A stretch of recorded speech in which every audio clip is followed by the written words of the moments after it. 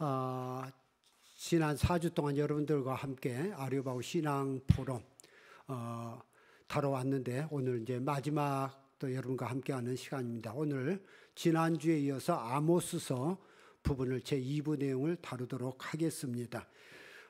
지난주에는 이제 열방 8개국에 대한 하나님의 심판 선포와 또 북이스라엘에 대한 심판의 이유를 다뤘다면 오늘은 북이스라엘에 대한 심판이 어떻게 진행될 것이냐, 5가지 환상과 또 멸망을 선언한 내용이고, 두 번째로는 선민 이스라엘의 회복 약속.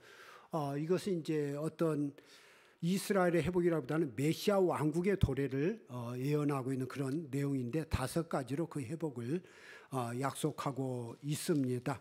이 아모스에서 중요하게 다루는 것은 우리가 하나님의 은혜와 사랑을 체험했다면 주님과 이웃을 사랑하는 공의와 정의의 삶을 지속하는 것이 하나님 앞에 의로운 것이다. 그런 내용을 우리에게 깨우쳐주고 있고, 하나님을 진정 찾고 따르는 자각과 각성을 통한 올바른 경배의 신앙과 삶이 무엇이냐를 다시금 우리로 되돌아보고 회복하기를 원하시는 하나님의 메시지입니다.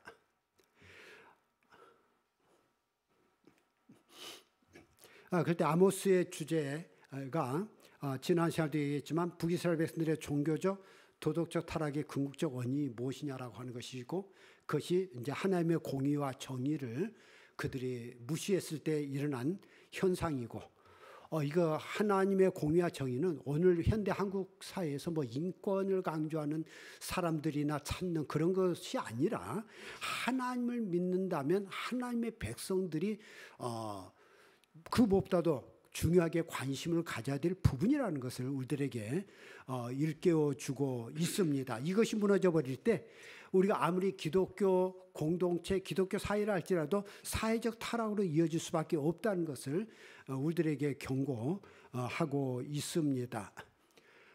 이 아모스 선지자의 활동 시기가 지난 시간에 이야기한 것처럼 여로보암 2세 때 정치적으로, 경제적으로, 군사적으로 가장 번영했던 시대였다는 것을 이야기 드렸는데, 그러면서도 가장 타락했던 시대였다는 것, 그리고 아모스 선지자는 약 5년여 정도의 농부 출신이면서 또 목자이면서 북이스라엘에 가서 북이스라엘의 제약을 경고했던, 이것이 이제 북이스라엘만을 경고하기 위한 것이 아니라 북이스라엘의 회복을 통해서 자신의 조국인 남유다의 회복까지를 그가 또 소망했던 것들을 우리는 발견하게 됩니다. 우리가 이 번영이라는 것은 굉장히 좋은 것이고 또 축복이긴 하지만 번영만을 추구하는 것은 축복이 아니라 저주일 수도 있다는 것을 우리가 깨닫고, 우리가 번영의 시대에 우리가 잃어버려서는 안 되는 것, 또 잃어버릴 가능성이 있는 것이 무엇인가를 발견하는 또 겸손한 기회로 삼는 것이 아모스를 통해서 우리가 발견했으면 좋겠습니다. 이 번영할 때 북이스라엘과 남유다는 극심한 우상 숭배에 빠졌고 형식적 예배 의식과 헌신에 빠졌고, 그럴 때 사회적으로는 빈부격차가 심화되었고 사치와 방탕이 심화되었고 도덕적 부패와 사회적 불의가 만연했다는 사실을 우리가 볼 필요가 있습니다. 자, 그럴 때 이스라엘의 이 멸망 과정과 참상에 대해서 5가지 환상으로 아모스 선지자는 계시하고 있는데, 아모스 선지자는 이 5가지 환상에 대해서 주 여호와께서 내게 보이신 것이 이러하니라, 자기 생각이 그렇다는 것이 아니라 하나님께서 내게 보여주신 것이 이렇다, 그렇게 그는 선포하고 있습니다. 첫째는 7장 1절부터 3절은 메뚜기 환상, 메뚜기를 통해서 이스라엘을 어떻게 징계하실지, 또 7장 4절 이하에는 하나님께서 불로 이스라엘 백성을 어떻게 심판하실지, 또 7장 7절에는 다림줄, 이 다림줄이라는 것은 어떤 건축을 할 때 측량하는 그런 도구인데 그것을 통해서 하나님께서 어떻게 심판하실지, 그리고 8장 1절 이하에는 여름 실과, 여름에 실과를 다 따거나 그 실과가 썩거나 또 앙상하게 남은 그 가지에 대한 비유를 통해서 멸망할 이스라엘의 모습에 대한 비유를 하고 있고, 그 때문에 마지막으로 9장 1절 이하에는 성전 파괴라고 하는 극단적인 그런 심판의 환상으로 이야기하고 있습니다. 앞에 3장에서 6장까지가 국가적 민족적 심판의 당위성, 곧 이스라엘 족속이 저질러온 죄악이 무엇이냐를 경고했다면 7장부터 9장까지는 이스라엘 멸망의 필연성, 그 망할 수밖에 없다. 심판할 수밖에 없다. 그런 내용이고 구원을 위해서 하나님께서 해결을 요청했지만 거부했다는 거죠. 하나님께서는 너 잘못했어, 그러니까 내가 너희 망하게 할 거야가 아니라 돌이킬 기회를 계속 주었다는 거죠. 그럼에도 불구하고 마지막까지 거부했다.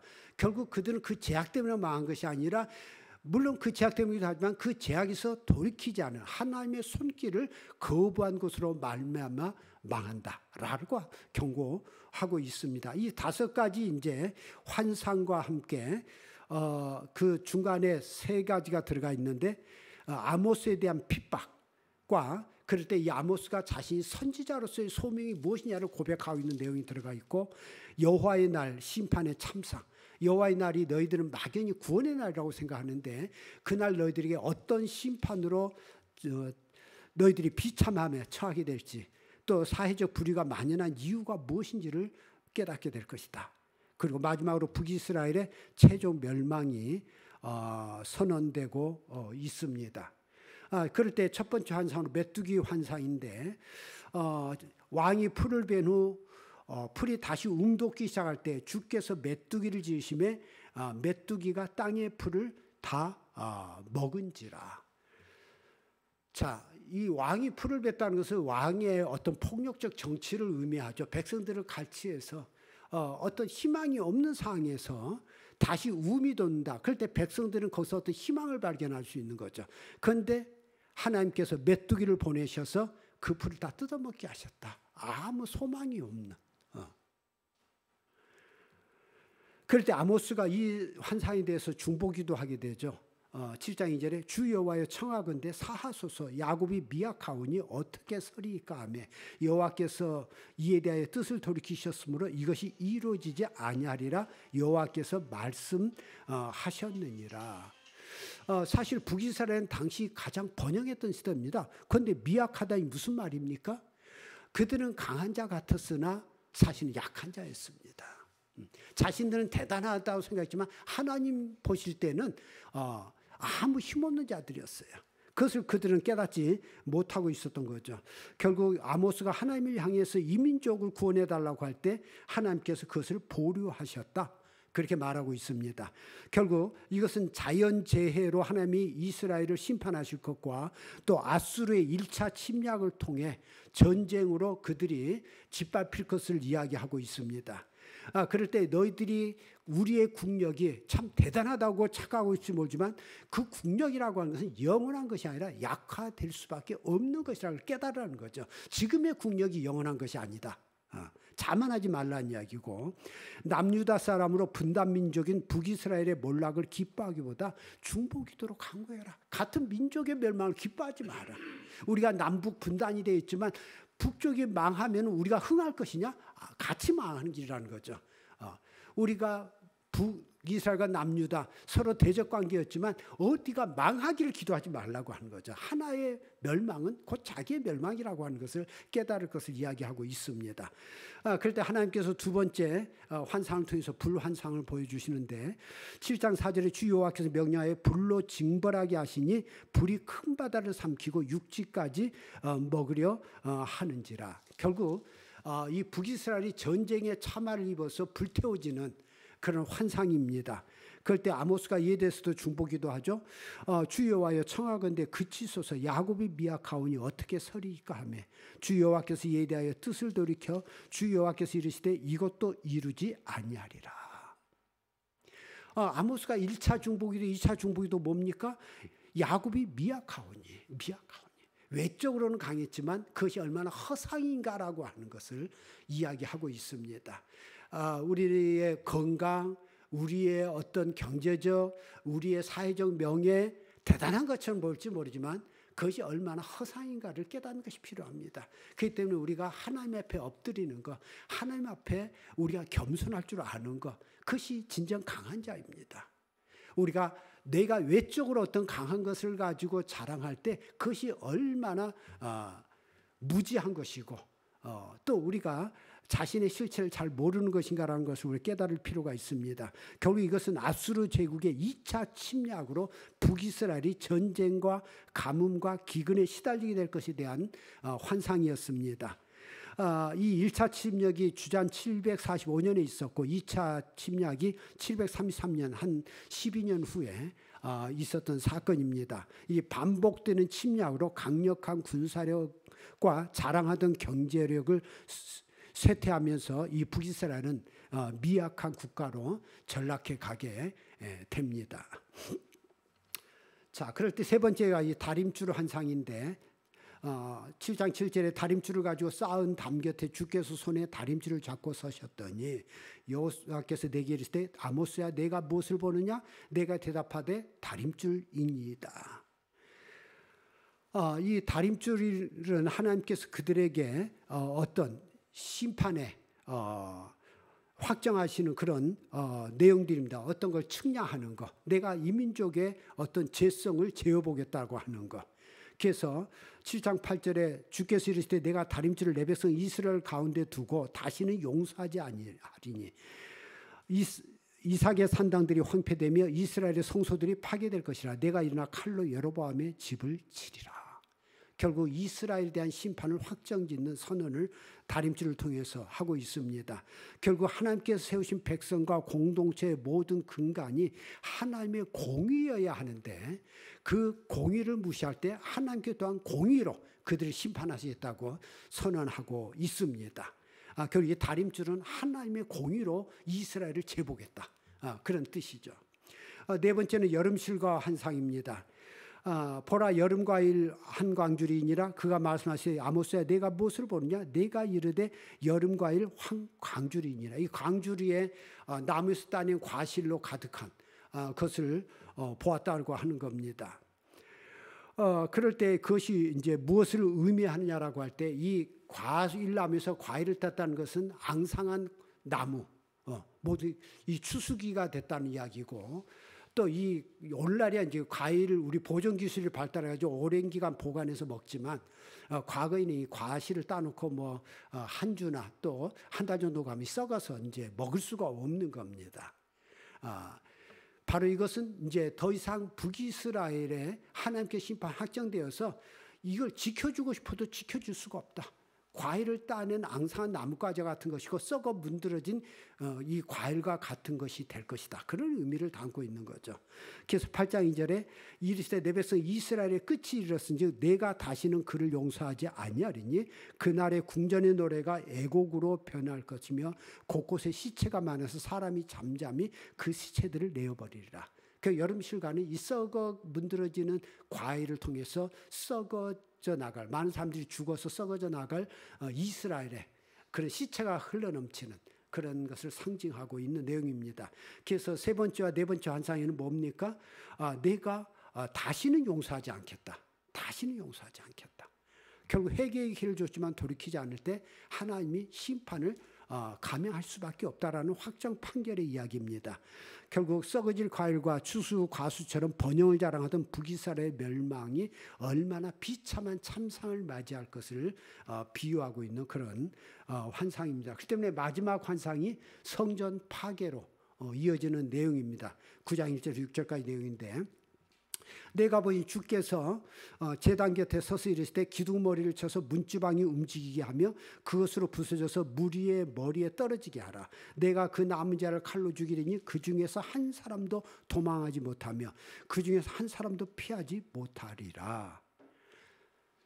하나님께서 성전에 서셔서 성전에 기둥머리를 쳐서 문지방이 무너지게 하라.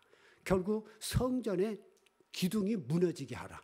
자, 성전의 기둥이 무너지면 어떻게 됩니까? 그 안에 있던 사람은 다 압사당할 수밖에 없어요. 그 안에 누가 있어요? 대제사장이 있어요. 제사장들이 있어요. 그 안에서 경배하던 사람들이 있어요. 하나님을 예배하던 종교 지도자들과 백성들. 아모스는 이것을 주 여호와께서 내게 보이신 것이 이러하니라. 결국 하나님의 심판이 하나님 앞에 백성들로 회개하지 못하게 만드는 종교 지도자들, 백성들로 교만과 죄악으로 살아가게 하는 미혹하는 종교 지도자들, 그들로부터 심판을 시작하겠다. 그 그 이야기입니다. 결국 그들이 성전에서 자신들이 하나님을 예배한 그 성전에서 압사당하게 하겠다. 무서운 이야기입니다. 그래서 최종적인 심판 경고가 9장 2절에 그들이 파고 수월로 들어갈지라도, 수월은 음부, 어떤 지옥으로도 알려져 있고 음부, 무덤 그런 이야기하죠. 땅 속으로 피한다 할지라도 내 손이 거기서 붙잡아낼 것이요, 하늘로 올라갈지라도 내가 거기서 붙잡아낼 것이며, 갈매산 꼭대기에 숨을지라도 내가 거기서 찾아낼 것이요, 내 눈을 피하여 바다 밑에 숨을지라도 내가 거기서 뱀을 명령하여 물게 할 것이요, 원수 앞에 사로잡혀갈지라도 내가 거기서 칼을 명령하여 죽게 할 것이라. 내가 그들에게 주목하여 화를 내리고 복을 내리지 아니하리라. 피할 수 없을 것이다. 어디로 피한다 한들 그곳에서 내가 찾아내서 반드시 징벌하겠다. 하나님의 분노의 표시죠.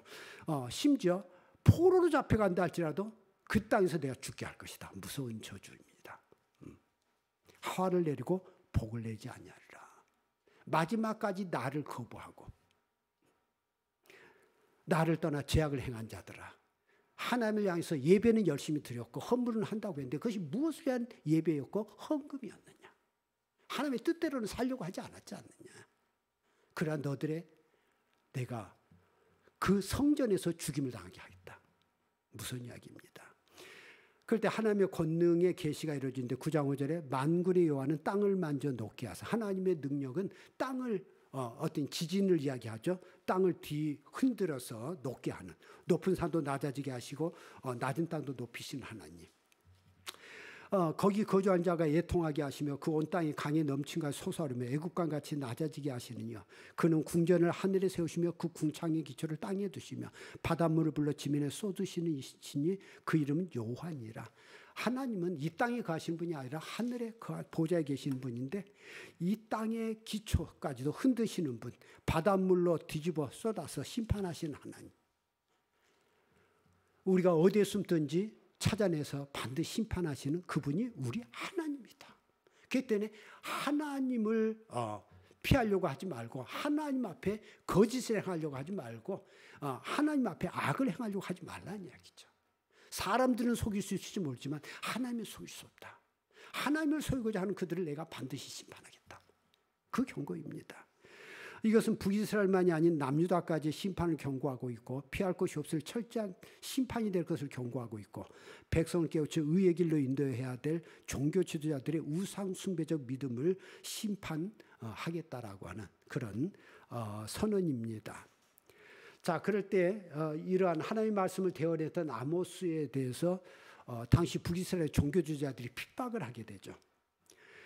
그 제사장 아마샤라고 하는 이름이 나오게 되는데 그가 여로보암 왕 앞에 이 선지자 아모스를 모함합니다. 어떻게 모함했습니까? 7장 10절에 보니까 때에 베델리 제사장 아마샤가, 이 베델리 제사장 같으면 뭡니까? 우상 숭배를 앞장섰던 제사장이죠. 하나님을 믿는다고 하지만 우상 숭배에 앞장섰던 제사장. 그가 이스라엘 왕 여로보암에게 사람을 보내 이르되 이스라엘 조손 중에 아모스가 왕을 모반하나니 그 모든 말을 이 땅이 견딜 수 없나이다. 아모스가 말하기를 여로보암은 칼에 죽겠고 이스라엘은 반드시 사로잡혀 그 땅에서 떠나겠다 하나이다. 한편에는 맞는 말이고 한편은 틀린 말이죠. 왜? 이스라엘이 제각에서 돌이키지 못할 때 하나님께서 이 나라 왕권을 무너뜨리겠다, 이 나라를 멸망시키겠다, 그 말에서는 맞지만은 이 아모스가 어떤 여로보암 왕 한 사람에 대한 어떤 개인적 감정이나 그런 것이 아니죠. 어떤 남유다가 북이스라엘이 가지는 반감, 그런 것이 아니었던 거죠. 그들의 죄악에서 돌이켜 하나님 앞에 회개하고 돌아오라고 하는 것이었지 개인적 감정이나 분노의 표출이 아니었는데 이것을 제사장 아마샤는 이것을 반역으로 보고했던 겁니다. 반역. 그렇기 때문에 오늘날로 말하면 어떻습니까? 아모스를 반정부주의자, 반체제주의자, 반정부주의자. 이걸 항상 이 독재 시대에 항상 하는 일이죠. 항상 옛날에 바른 소리 하는 목사님들을 다 반정부주의자, 반체제주의자로 다 잡혀 들어갔잖아요. 이것이 이제 의로운 신앙의 지도자들을 핍박하는 가장 좋은 방법입니다. 반국가주의자. 그러면서 이 아마샤는 여로보암 왕에게 그렇게 이 아모스를 모함한 뿐만 아니라 아모스를 어떻게 협박했습니까? 7장 12절에 선견자야. 이 아모스가 선지자라는 건 알았어요. 알았지만 내가 너 말은 듣기 싫다. 너는 유다 땅으로 도망하여 가서 거기에서나 떡을 먹으며 거기에서나 예언하고 다시는 베들에서 예언하지 말라. 이는 왕의 성소요 나라의 궁궐임이라. 너는 남유다로 돌아가서 거기에서나 떡 먹고 거기서나 예언하고 그렇지 여기서는 하지 마. 여기서는 하지 마. 이는 왕의 성소요 나라의 궁궐이다. 이 북이스라엘이 하나님의 나라, 하나님의 백성이라는 것을 거부한 거죠. 그럴 때 아모스가 어떤 선지자적 소명을 고백합니까? 7장 14절 17절로 결국 이 위기에 몰릴 때 아모스는 자신이 하나님의 말씀을 대언할 수밖에 없는 이유를 이렇게 선포합니다. 나는 선지자가 아니며 선지자의 아들도 아니라 결국 내가 뭐 선지자 하고 싶어서 하는 줄 아냐. 선지자의 아들이라는 것은 어떤 선지 학교에서 배운 그런 선지자도 아니라는 겁니다. 나는 전문적인 선지자가 아니라 나는 목자요. 뽕나무를 재배하는 자다. 난 평범한 일반 직업인이었다. 양떼를 따를 때 여호와께서 나를 데려다가 여호와께서 내게 이르시기를 가서 내 백성 이스라엘에게 예언하라 하셨나니 이제 너는 여호와의 말씀을 들을지니라. 결국 내 이야기를 여러분에게 전하고 있는 것이 아니라 하나님께서 나로 전하게 하셨기에 나는 외칠 뿐이다라고 하는 이야기를 하고 있고 그렇기 때문에 이제 너는 하나님의 말씀을 들어라. 결국 아모스는 마지막까지 자신의 입장, 자신의 분노를 표출한 것이 아니라 하나님의 말씀을 들어 마지막까지 하나님의 말씀을 대하는 자로서 충실했던 것을 보게 됩니다. 그러면서 아모스는 이런 이야기를 합니다. 내가 이르기를 이스라엘에 대하여 예언하지 말며 이삭의 집을 향하여 경고하지 말라 하므로 여호와께서 말씀하시기를 너의 아내는 성읍 가운데서 창녀가 될 것이요 너의 자녀들은 칼에 엎드러지며 너의 땅은 측량하여 나눠질 것이며 너는 더러운 땅에서 죽을 것이요 이스라엘은 반드시 사로잡혀 그의 땅에서 떠나리라. 이 너라고 한 것은 종교주의자인 아마샤의 가정을 가리키는 표현이면서 북이스라엘을 상징합니다. 우리가 호세아서에서 호세아와 그 부인 고멜이 북이스라엘과 하나님을 상징하는 것처럼 오늘 아마샤는 북이스라엘을 상징합니다. 그래서 너희 아내는 그 가정이 어떻게 하나님의 징벌을 받아서 철저하게 망가질 것인지 또 북이스라엘이 어떻게 하나님의 징벌 가운데 처참하게 심판을 받아 짓밟히게 될 것인지를 예언하고 있는 그런 내용입니다.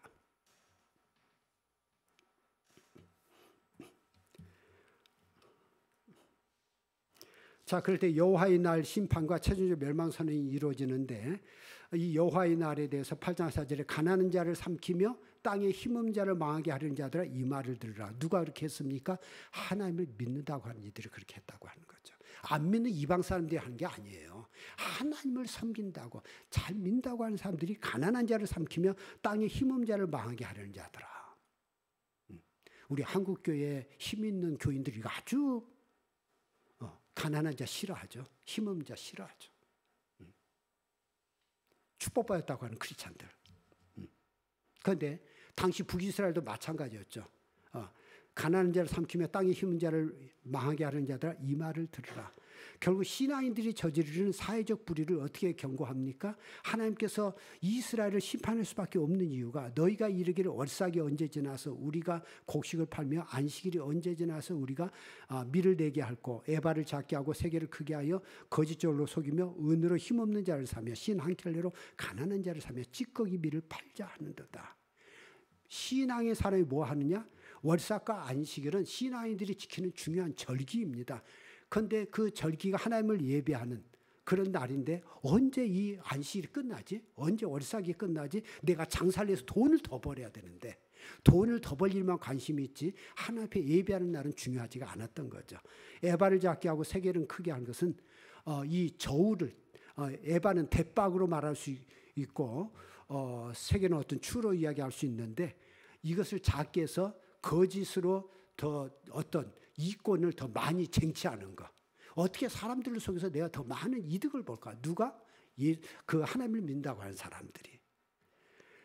그리고 돈으로 가난하고 힘없는 사람들을 사서 자기 하인으로 부리고 인신매매를 하고 찌꺼기밀은 팔 수 없는 거예요.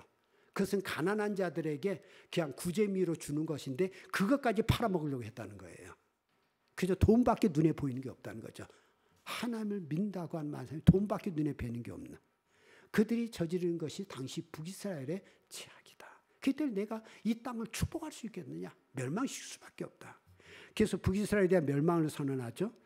8장 7절에는 야곱의 영광 두고 맹세하시되 내가 그들의 모든 행위를 절대로 잊지 아니하리라. 8장 9절에 그날에 내가 해를 대낮에 지게 하여 백주의 낮을 캄캄하게 하며 온 땅이 어둠으로 뒤덮였다. 아무 소망이 없고 희망이 없는 사회에 불의로 가득한 암울한 세상을 비유하고 있고 하나님의 심판의 날을 상징하고 있습니다. 8장 10절에 너희 절기를 예통으로 너희 모든 노래를 애곡으로 변하게 하며 모든 사람에게 굵은 배로 허리를 돌게 하며 모든 머리를 대머리가 되게 하며 독자의 중으로 말미암아 애통하듯 하게 하며 결국은 공고한 날과 같게 하리라. 결국 슬픔과 애통의 통곡이 온 땅을 뒤덮을 것이다. 자기 아들의 죽음, 자기 모든 걸 상실한 그런 절망으로 인해서 애통해야 될 날이 가까웠다. 그 이야기를 하고 있습니다. 자, 그럴 때 여호와의 날에 대한 이스라엘과 선지자들의 시각, 공통된 시각은 뭐냐면 여호와의 날, 하나님의 날은 하나님께서 역사 속에 개입해 오시는 날로 역사의 절정이 있는 날, 하나님의 날로 보았다는 것은 다 같았어요. 그러나 이스라엘 사람들이 보는 시각과 선지자가 보는 시각이 약간 달랐어요. 이스라엘은 하나님께서 이스라엘을 구원과 승리로 이끄시고 열국들을 멸망과 패배로 이끄시는 이스라엘을 위한 날이라는 것이 민족적 통속적 신념이었어요. 우리 민족을 위한 날. 그런데 예언자들은 이스라엘 향한 승리의 날이라는 관념은 종교적 환상에 불과하고 종교적 환각에서도 잠을 깨고 현재의 삶을 역사적 자각으로부터 바라보는 파수꾼의 삶을 요구했습니다. 미래적 희망에만 안주하는 것을 부정하며 오히려 심판을 통해 구원에 이르는 길을 여는 날로 보았고 모든 세속 역사에 대한 범세계적 초민족주의적 탈효인적인 구원사적 역사를 이해를 요구했습니다. 자기만의 것에서 벗어나라. 자기 가족만의 것, 자기 공동체, 자기 민족적인 것만 구원받으라는 그러한 환상에서 벗어나라. 하나님은 온 민족을 사랑하신다. 하나님은 세계를 다 사랑하신다. 더 중요한 것은 우리가 하나님의 뜻 가운데 온전히 서는 것이다. 그것을 각성하는 그런 메시지들이었다라고 하는 것이죠. 그렇다면 왜 사회적 불의가 만연한 이스라엘이었는가라고 하는 것이죠. 그것은 8장 11절 14절에 말씀을 듣지 못한 기갈 때문이다. 내가 기근을 땅에 보내리니 양식이 없어 주림이 아니며 물이 없어 가람이 아니요 여호와의 말씀을 듣지 못한 기갈이라. 중요한 메시지죠. 하나님의 말씀을 듣지 못한 북이스라엘의 신앙인들이 그 갈증이 뭘 했느냐? 12절에 사람이 이 바다에서 저 바다까지 북쪽에서 동쪽까지 비틀거리며 여호와의 말씀을 구하려고 돌아다니는데 얻지 못하니. 종교적 열심과 열정은 대단한데 하나님의 말씀을 얻지 못했다. 그들이 구하려고 하지 않았다는 거예요. 구하려고 했다는 거예요. 그날에 아름다운 처녀와 젊은 남자가 다 가라여 쓰러지리라. 왜 말씀을 듣지 못한 기갈일까요? 그들은 열심을 다해서 말씀을 구하려 다녔다는 겁니다. 세계와 전국을 뛰어다니는 종교적 열정도 뛰어났고 이 바다에서 저 바다, 그럼 국제적으로 뛰어다닌 거예요. 북쪽에서 동쪽까지, 그건 온 나라를 뛰어다닌 거죠. 말씀을 찾아서 뛰어다녔는데, 그런데 그것도 젊은이들이. 그런데 아무도 말씀을 구하지 못했다. 이게 도대체 무슨 이야기입니까? 종교 행사적 열정과 지식적 신앙만을 추구했지, 또 자기 탐욕만을 추구하는 우상숭배 신앙이었지, 자기 현장에서, 내 삶의 현장에서 말씀하시는 하나님의 음성을 거부했다. 내 삶의 현장에서 울려나오는 사람들의 탄식과 절규와 아픔과 부르짖음을 들으려고 하지 않았다. 하나님의 말씀을 자기 삶으로 실현할 의지가 없는 믿음들이었다는 이야기입니다. 아까 예언자는 뭡니까? 이 땅에서 부르짖는 사람들의 소리를 통해 하나님의 음성을 듣는 자들이라고 했어요. 결국 우리 크리스찬들은 우리 주변의 이웃들의 부르짖음과 고통과 탄식 속에서 그 가운데 탄식하시는 하나님의 음성을 들을 수 있어야 된다라고 하는 것이죠. 그럴 때 그렇다면 내가 하나님의 사람으로서 이 탄식 가운데 무엇을 감당해야 될 것인가라는 또한 주님의 음성을 들을 수 있어야 된다라고 하는 거죠. 이것이 선지자들의 메시지입니다. 그들은 종교적으로 열심히 가지고 뛰어다녔지. 성교의 행도도 아니고 전도의 행도했고 뭐 다 했지만 내 주변의 아픔과 고통에 대해서는 전혀 들을 줄 몰랐다. 그렇기 때문에 신앙인들이 어떤 악행을 저질렀다 그랬습니까? 무리가 성문에서 책망하는 자를 미워하며 정직히 말하는 자를 싫어하고 힘없는 자를 밟고 그에게서 미래 부당한 세를 거두었고 의인을 학대하며 뇌물을 받고 성문에서 가난한 자를 억울하게 했다. 이게 하나님의 말씀을 들었다면 할 수 없는 짓들이라는 거죠. 하나님의 말씀을 사모했다면 할 수 없는 악행들이라는 거죠. 그렇기 때문에 사마리아의 제대 우상을 두고 맹세하여 이르기를 다나 내 신들이 살아있음을 두고 맹세하노라 하거나 브엘세바가 유하는 것이 살아있음을 두고 맹세하노라 하는 사람은 엎드러지고 다시 일어나지 못하라. 이 단이라고 하는 것은 이스라엘 맨 북단에 있는 것이고 브엘세바는 남유다의 맨 밑에 땅입니다. 최북단과 최남단의 땅. 거기까지 쫓아다니지만 그것이 무슨 의미가 있느냐. 뛰어다니지 말고 지금 내 자리에서 하나님의 음성을 들어라. 결국 정의를 순수로 바꾸며 공의를 땅에 던지는 자들아. 그것이 너희가 믿음을 가졌다고 하는 자들이냐라고 하는 경고를 하고 있습니다.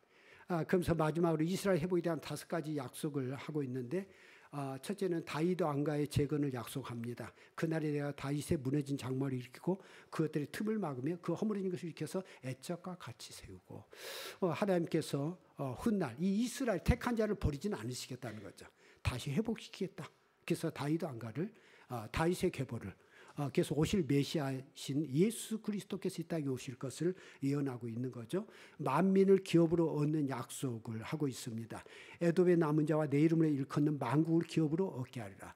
예수 그리스도를 통해서 온 땅에 그리스도의 복음이 선포되고 이로 말미암아 온 땅이 주님께로 돌아오실 것을 담고 있는 희망의 메시지입니다.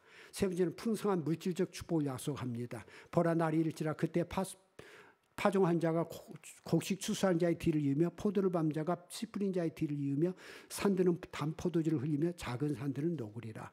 결국 하나님께 통치하는 땅이 될 때 평화가 임하고 그 땅에 물질적 축복과 번영이 약속되고 있는데 이 추수한 그 뒤로 그 파종 씨를 뿌리는 뒤에 추수하는 자가 뒤를 이어간다.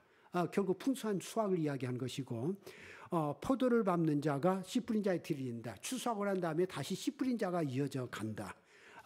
그것은 모든 것이 때를 따라 풍성한 소득이 이루어질 것을 이야기하고 있는 약속입니다. 네 번째로 바빌론 포로 귀한 약속이죠. 내가 내 백성 이스라엘이 사로잡힌 것을 돌이키니 그들이 황폐한 성읍을 건축하여 거주하며 포도원을 가꾸고 그 포도주를 마시며 과원들을 만들고 그 열매를 먹으리라. 결국 이방의 노예로 팔린 자들이 돌아오게 될 것을 말함과 함께 우리 메시아 시대에 죄악의 노예가 됐던 사람들이 하나님의 은혜로 풀려나서 하나님의 거룩한 백성으로 회복될 것을 약속하는 메시지입니다. 마지막으로 왕국의 영원한 존속을 약속합니다. 내가 그들을 그들의 땅에 심으리니 그들이 내가 준 땅에서 다시 뽑히지 아니하리라. 결국 하나님을 경외하는 사람들을 통해서 이 땅에 하나님의 나라가 참으로 굳건하게 자리 잡고 세워질 것을 담고 있는 회복의 메시지입니다. 우리가 이 아모스 선지자를 통한 하나님의 음성이 무엇입니까? 이스라엘 자손들의 여호와께서 너희에 대하여 이르신 이 말씀을 들으라고 하신 것처럼 오늘 우리는 무엇을 찾고 있습니까? 우리가 신앙의 세계에 정의를 순수로 바꾸며 공의를 땅에 던진 자들아. 이게 이방 땅에 일어나고 있는 것이 아니라 교회 공동체 안에서 또 신앙인들의 세계에서 벌어지고 있는 문제라는 겁니다. 그럴 때 이스라엘 택하신 하나님의 은혜와 사랑의 배신에서 돌이키라는 거죠. 자기 탐욕만을 추구하는 기복신앙의 결과는 종교적 타락으로 이어지고 우상숭배와 형적 종교생활로 넘어가게 되고 그것은 공의와 사랑을 잃어버린 신앙생활이 될 수밖에 없다는 겁니다. 그럴 때 우리가 살아가는 사회가 윤리적으로 타락할 수밖에 없다. 그 사회에 만연한 것이 포악과 거짓과 착취와 불의와 인간적 인격적 차별과 학대가 만연하게 될 것이다. 그래서 요셉의 환난 때는 근심하지 아니한다. 나라의 장래, 민족의 장래에서는 걱정하지 않는 자들. 민족적 제약에 대한 하나님의 경고와 심판이나 이스라엘 멸망에 관심 없는 자들이 되지 말라. 그것을 당부하고 있고 아까 말처럼 하나님 사랑과 이웃 사랑 여기에 제 표에 좀 하나 잘못된 게 있는데 5계명부터 10계명인데 자꾸 4계명부터 10계명으로 이게 잘못됐네요. 그건 여러분들이 알아서 보시길 바라고요. 그렇기 때문에 하나님께서 내가 기근을 땅에 보내리니 양식이 없어 주림이 아니며 물이 없어 가람이 아니요 여호와의 말씀을 듣지 못한 기갈이라고 할 때 오늘처럼 우리가 하나님의 말씀 우리가 인터넷만 들어가면 유튜브만 들어가도 풍성하게 하나님의 말씀을 우리는 대할 수 있지만 그러나 우리가 설교로 듣는 말씀은 풍성하지만 과연 우리가 얼마나 이 말씀을 우리의 삶 속에 구현하고자 하느냐 실현하고자 하느냐 그런 부분을 우리에게 묻고 있습니다. 결국 귀로 듣는 것이 아니라 이 듣는다는 것은 내 삶으로 실현하는 것이 하나님의 말씀입니다. 그것이 듣는 겁니다. 결국 역사 속에 삶의 현장에 개입해 오신 하나님의 음성을 듣고 그 손길을 보며 순종하는 믿음의 삶을 살려는가 그렇게 우리에게 묻고 있습니다. 그렇습니다. 하나님 사랑과 이웃 사랑의 통합과 조화를 외쳤던 이들이 선지자들과 예언자들입니다. 결국 구약의 예언자가 보고 들은 것은 무엇이며 어떻게 해석하고 판단하며 선포했냐는 것이죠. 이스라엘이 역사 안에서 겪은 고난의 경험 모두가 이스라엘을 깨우치려는 하나님의 가시로 보았습니다.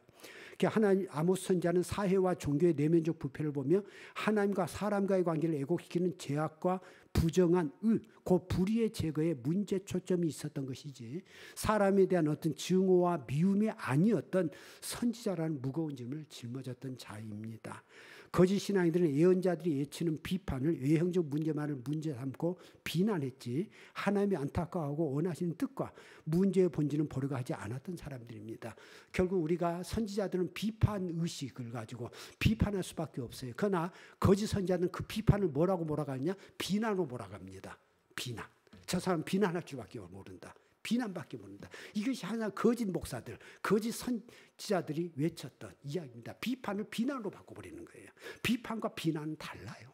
비판은 우리의 문제를 어떻게 극복할 수 있느냐라고 하는 문제의식이 비판이라면 비난은 누구를 끌어내리려고 하는 거죠. 정죄하려고 하는 거죠. 선지자들은 비난하려고 했던 게 아니라 비판했어요. 그러나 거짓 선지자들은 그 비판을 비난으로 몰아가버렸습니다. 우리가 한국교회 안에도 일어나는 일들이죠. 우리가 이 소위연설을 통해서 이 부분을 분별하는 눈을 가진다면 여러분들이 이번 소위연설 강좌에서 발견하는 가장 중요한 키포인트입니다.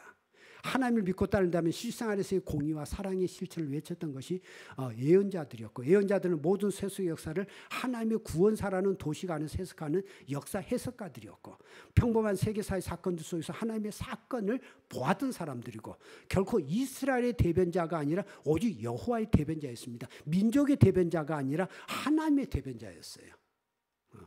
자기 민족에 대한 뜨거운 애정과 연민을 가지고 고민하면서도 조국에 대한 하나님의 심판을 외칠 수밖에 없었던 믿음의 사람들이었습니다. 세계사는 곧 하나님의 역사라는 사실을 우리가 깨닫고 이 역사의 현장을 파손한 자가 예언자였습니다. 세계사는 곧 하나님의 구원사입니다.